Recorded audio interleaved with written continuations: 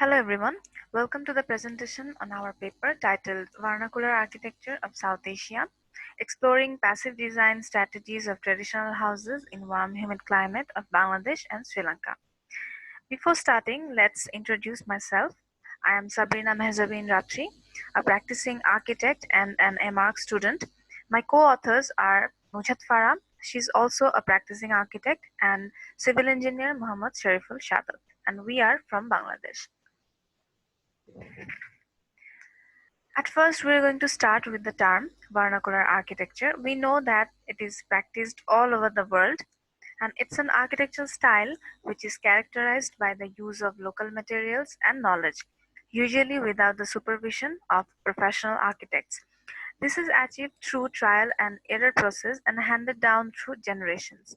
It includes the availability of resources and skilled workforce, local technology, proper amount of sunshine, rain, humidity, wind temperature profiles, local cultures, site surrounding, economic conditions, historic backgrounds, and so on. The benefits are utilizing knowledge and traditions as well as taking advantage of local materials and resources, which are energy efficient and sustainable. As a result, it creates a vital connection between humans and the environment. In this time of rapid technological advancement and urbanization, there are still so many things to learn from the traditional knowledge of vernacular construction. The main theme of this paper is to explore vernacular practices of Bangladesh and Sri Lanka among South Asian countries. These countries share almost the same climatic conditions, and in rural parts of these countries build mud houses as their main living domain. Here in the paper, we tried to explore construction techniques, passive design strategies, thermal comfort, etc. of mud houses of both countries. As a result, we came to know about some key designing criteria to build energy efficient rural housing, having thermally comfortable conditions and leaving behind a very low environmental footprints. In the paper, the existing conditions of mud houses are investigated and some reforms have been suggested to enhance passive energies and comfort of occupants.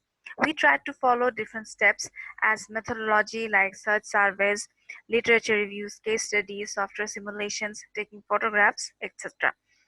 It was a step-by-step process, can be easily understood by this flowchart. Here we can see the map of South Asian region. Vernacular practice can be seen more or less in every South Asian countries. There are some common materials which are used for building traditional vernacular houses, and this process, as I have mentioned earlier, totally depends on the availability of materials, site surroundings, weather conditions, and etc. These materials can be bamboo, coconut, and thatches, sun-dried bricks, stone, wood, mud, etc. vary according to different countries. Traditional and ancient mud houses are considered as the finest example of sustainable housing choices in South Asia. Mud as a building material has so many potential importance. It is cheap, available at a widespread range. As a result, it can easily house large homeless and ill-housed population. It is very energy efficient, mostly used for rural housing. It can easily ensure comfort of the occupants with its various thermal properties. In Bangladesh, vernacular type housing practices have been carried out for ages. It has a strong relationship with the physical environment, socio-economic, and cultural setup. There are some factors for the choice of building material: tradition, function of the building, material cost, availability of building material, and construction skills. Most of the rural houses of Bangladesh are based on courtyard pattern. It's a distinct feature and both has physical and cultural aspects. These rural mud houses are being constructed by curved method. Vernacular housing is also being practiced as traditional architecture in the villages of Sri Lanka. In the 19th century, most of the common rural people had mud and straw houses, and most of them sacrificed its appearance for convenience and economy. The style of building and the materials used has remained unchanged over the centuries. Basically, these houses were made from wattle and daub method. Let's start with a case study of Bangladesh.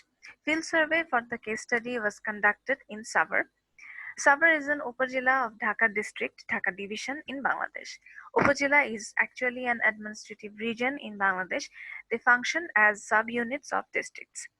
It is located at a distance of about 24 kilometers to the northwest of the capital of Dhaka city. Although Bangladesh is a small country, it has a topographic diversity. Various contours, distribution of mountains and valleys, numerous rivers, and all other natural and artificial features produce the landscape of Bangladesh. These landscapes can be divided into three categories: plain land, terrace land, and hilly area. Topography of Savar is belong to plain land, and the floodplain is relatively smooth valley floors adjacent to and formed by elevating rivers, which is subject to overflow. We observed open planning pattern of houses, which is very much appropriate response to warm humid climate. Mud housing was a very common type dwelling in this area. The site survey for mud house has been taken in Sadullapur village. The village is popularly known as Golabgram or village of roses, as huge number of roses are being cultivated in this area. This mud hut is belonged to a rose farmer and his family. From questionnaire survey, it was found that such a house had its origin from a single space hut built by the owner with traditional skill and knowledge on available materials and techniques. Later on, it has undergone various transformation at different stages for further development. This village home is a typical one, consists of a mud hut, a kitchen, a storage hut, cattle or hen shed. All these are situated around the central courtyard. This courtyard pattern is a very distinct feature of rural housing in Bangladesh. Activities like gossiping or post-harvest activities take place in this centrally located courtyard, except when it rains. It also acts as a threshold between indoor or private areas and outdoor areas, also ensures privacy for the women of the family. Moreover, it allows thermal comfort as it helps in cross ventilation. As I have mentioned earlier, the key features of the surveyed village homestead are a mud hut, a kitchen, a storage hut, cattle or hen shed, and on the central courtyard. Building material is mud. Roofing material is CI sheet or corrugated iron sheet.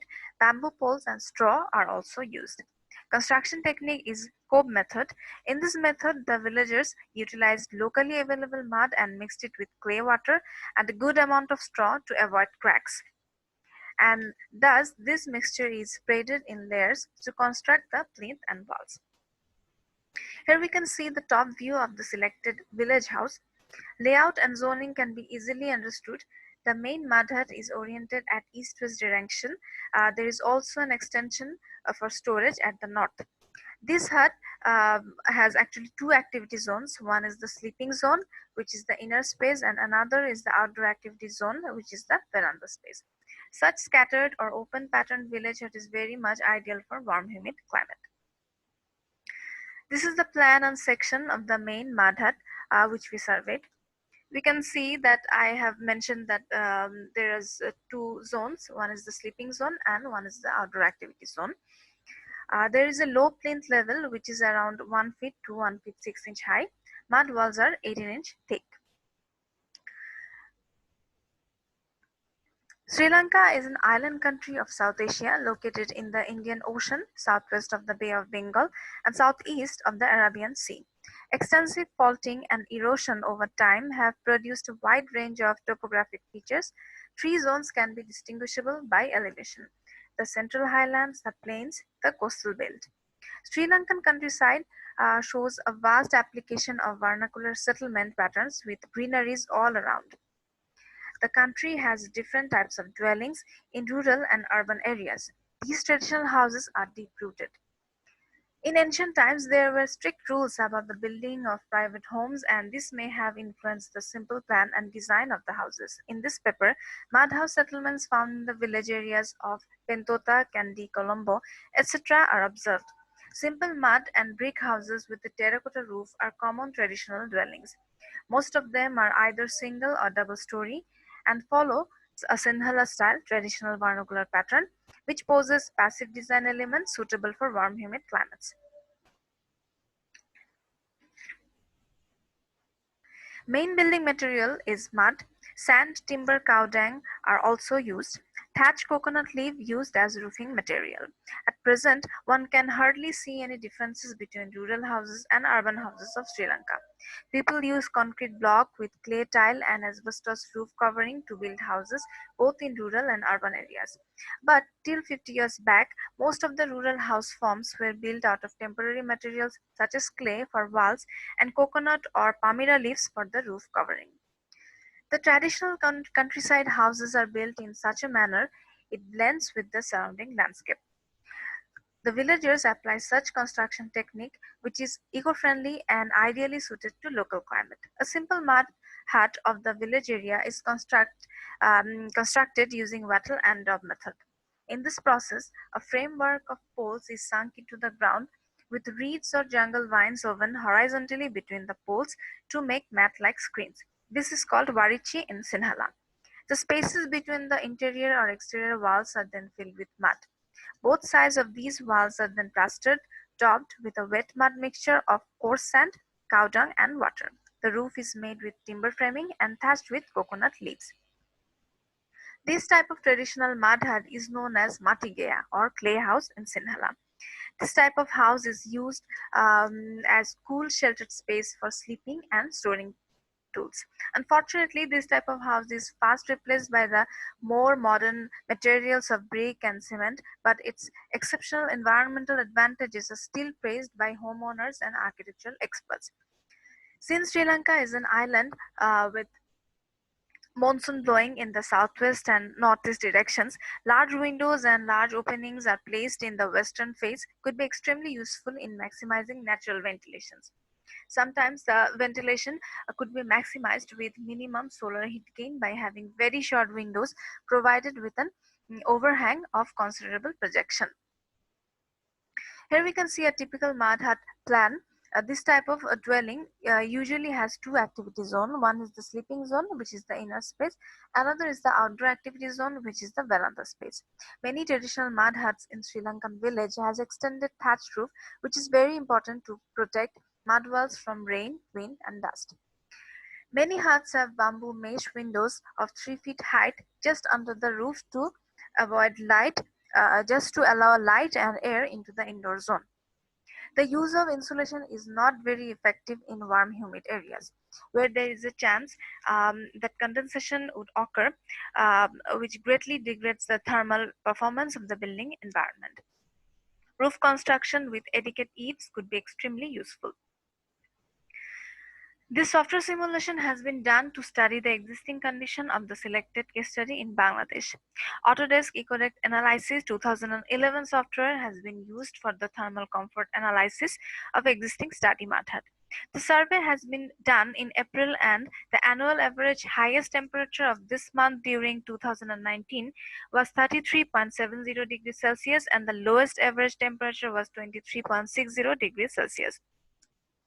The existing study mud hut is east-west oriented. At first, comfort analysis, which is mean radiant temperature, has been explored with the existing position.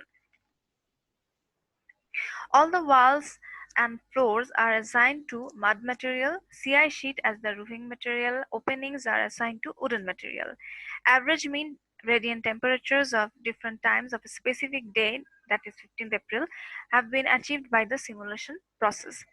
As a result, it is observed that the average mean radiant temperature is 32.41 degrees Celsius of exposed mud hut, which can be even lesser if proper orientation is applied.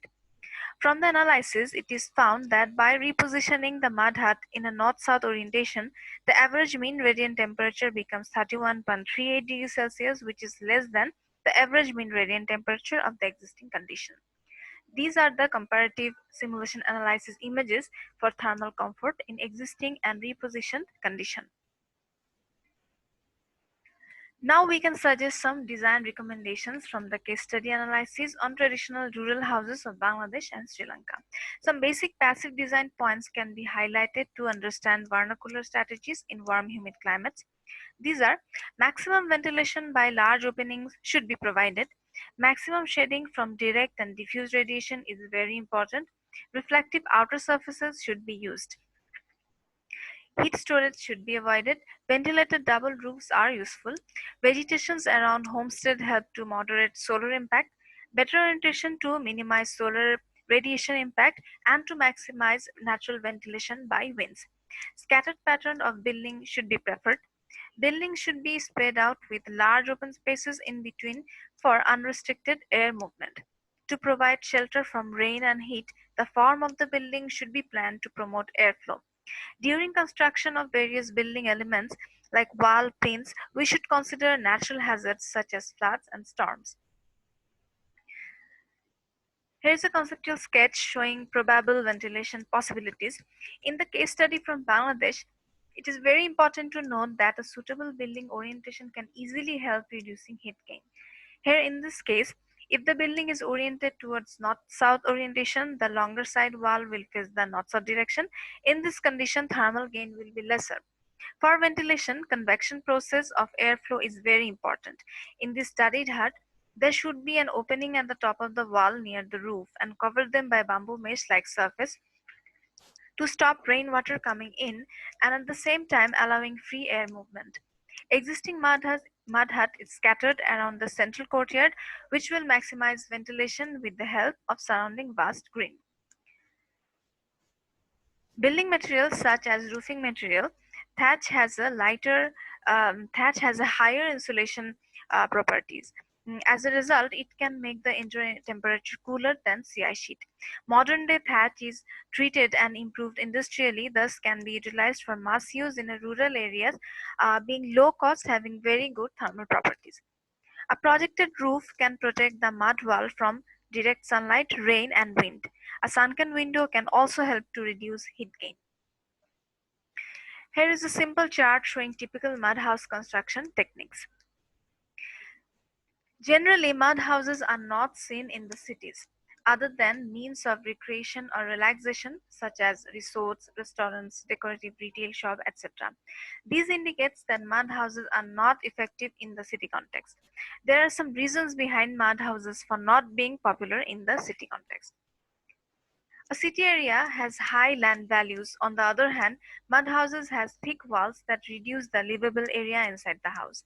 So mud house will create insufficient use of highly valued small land, as mud house indicates the lower social status of the owner. That makes mud house inefficient in city context. Low cost temporary or illegal houses demand that the houses need to be lightweight, easy to build and remove, and have resale value. That's why CITs become popular in cities other than mud houses. Mud houses are difficult to maintain in adverse weather of urban areas. It needs regular maintenance, which is almost impossible for urban day laborers.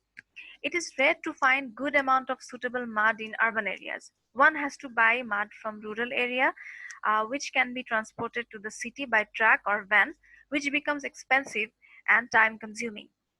So at the end of the presentation, it is revealed that mud as a building envelope keeps the indoor environment of the living space cooler in summer. From this comparative study, we came to know that for a warm, humid, and tropical country like Bangladesh and Sri Lanka, the minimization of solar radiation gain of a building is the key to effective use of passive technique. Thank you.